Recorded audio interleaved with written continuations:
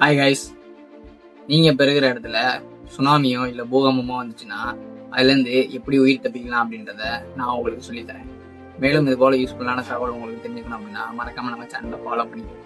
முதல்ல உங்களை நோக்கி சுனாமி வந்துச்சு அப்படின்னா எப்படி உயிர் தப்பிக்கலாம் அப்படின்றத முதல் தெரிஞ்சுக்கலாம். சுனாமி வர்றது எப்படி தெரியும் அப்படின்னா கடல் உள்வாங்கும், பெரிய அளவில் சத்தம் கேட்கும். ஸோ இது மூலியமா நீங்கள் சுனாமி வர்றது தெரிஞ்சுக்கலாம். இல்லை நீங்கள் சிட்டிக்குள்ளே இருக்கீங்க, உங்களுக்கு எதுவுமே சுற்றி வர பில்டிங்காக இருக்குது, எதுவுமே தெரில அப்படின்னா கவர்மெண்ட்டே அலாரம் அடிப்பாங்க. ஸோ நீங்கள் இதை வச்சு சுனாமி வார்னிங் உங்களுக்கு கொடுப்பாங்க. அதை வச்சு நீங்கள் சுனாமி வருதுன்றதை தெரிஞ்சுக்கலாம். ஸோ இப்போ என்ன பண்ணலாம் அப்படின்னா, பக்கத்தில் ஏதாவது பெரிய பில்டிங் இருந்துச்சுன்னா நீங்கள் அந்த பில்டிங் மேலே ஏறிக்கலாம். இல்லை அப்படின்னா ஏதாவது பெரிய மலை மாதிரி இருக்கிறது, மலையை பார்த்தீங்க அப்படின்னா அந்த மலை மேலே ஏறி நிற்கலாம். இது சுனாமிலேருந்து தப்பிக்கிறதுக்கு முன்னால வாய்ப்பு கிடைக்கும்.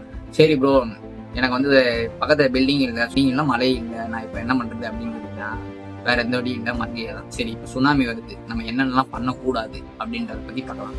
மொதல் விஷயம், சுனாமி வருதுன்னு சொல்லிட்டு அங்கே போய் செல்ஃபி எடுக்க கூடவே போகும். ரெண்டாவது விஷயம், அங்கே சுனாமி வருதுன்றதுக்காக அது முன்னாடி போய் ரீல்ஸ் பண்ணுறதுக்கோ இல்லை இந்த மாதிரி ஃபோட்டோ எடுத்து வீடியோ எடுக்கிறதோ இது போன்ற விஷயங்கள்லாம் தயவுசெய்து பண்ணவே பண்ணாதீங்க. அதெல்லாம் உங்கள் உயிரை மதிய எர்த்குவேக் வந்துச்சு அப்படின்னா அதுலேருந்து எப்படி உங்களை உயிர் காத்துக்கிறது அப்படின்றத தான் நாம் அடுத்து பார்ப்போம். ஒரு எர்த்குவேக் வருது அப்படின்னா நீங்கள் வீட்டுக்குள்ளே இருக்கீங்க அப்படின்னா உங்களுக்கு மேஜ் ஏதாவது இருந்துச்சு அப்படின்னா அது கீழே போய் ஒழிஞ்சுக்கங்க. ஸோ அது ரொம்ப சேஃபான ஒரு இதுன்னே சொல்லலாம்.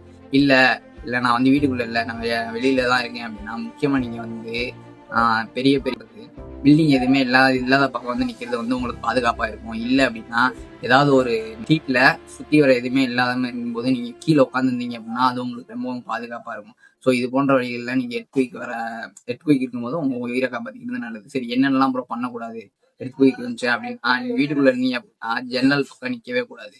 ரெண்டாவது விஷயம் கண்ணாடி போன்ற ஜன்னல்லாம் வச்சிருப்பீங்கல்ல, அது பக்கத்துல எல்லாம் நீங்க நின்னீங்க அப்படின்னா சொல்லி முடியும். வீட்டுக்குள்ள முக்கியமா ரொம்ப பழைய கட்டடங்கள்லாம் இருந்துச்சுன்னா நீங்க அதுக்குள்ள எல்லாம் நிக்கவே நிற்காதீங்க. ஏன்னா கட்டடம் இடிஞ்சு விழுகிற ஆபத்து ரொம்பவே அதிகமாவே இருக்கும். அடுத்து நீங்க வெளியில இருக்கீங்க அப்படின்னா முக்கியமா மின் கம்பத்துக்கு நிக்கவே நிக்காதீங்க. ஏன்னா அது உங்க உயிருக்கு ரொம்ப ஆபத்தான விஷயம். ரெண்டாவது, பெரிய பெரிய கட்டிடங்கள்லாம் இருந்துச்சுன்னா அது பக்கத்துலயும் நிக்காதீங்க. ஏன்னா கட்டிடங்கள் சரிஞ்சு விழுகிறதுக்கும் வாய்ப்பு இருக்கு. ஸோ இது போன்ற விஷயங்கள்லாம் நீங்க பயன்படுத்தி நீங்க உங்க உயிரை காப்பாத்திக்கலாம். இன்னொரு முக்கியமான விஷயம் என்ன அப்படின்னா, என்ன சுனாமியோ வருது, எது வந்தாலும் சரி வரலைனாலும் சரி, முக்கியமா சடன் பிக்கப் இருக்கணும். உங்க மைண்டு டக்குன்னு யோசிக்கணும். அந்த இடத்துல நம்ம என்ன பண்ணலாம், ஏது பண்ணலாம் அப்படின்றத ஈஸியா உயிர் தப்பிக்கலாம். இது போன்ற விஷயங்கள் நடக்காதுன்னு சொல்ல முடியாது. மேபி இல்லை ப்ரோ, நான் நடுக்காட்டுல தான் உட்காந்துருக்கேன், எங்களை சுத்தி எல்லாமே கடலும் கிடையாது, எந்த எதுவுமே வராது அப்படின்னு கேட்டீங்கன்னா, நியூஸ்ல எல்லாம் பாக்குறீங்கல்ல, புயலே வரலைனாலும் நிழல் தாக்கி உயிரிழந்த சம்பவம்லாம் நிறைய.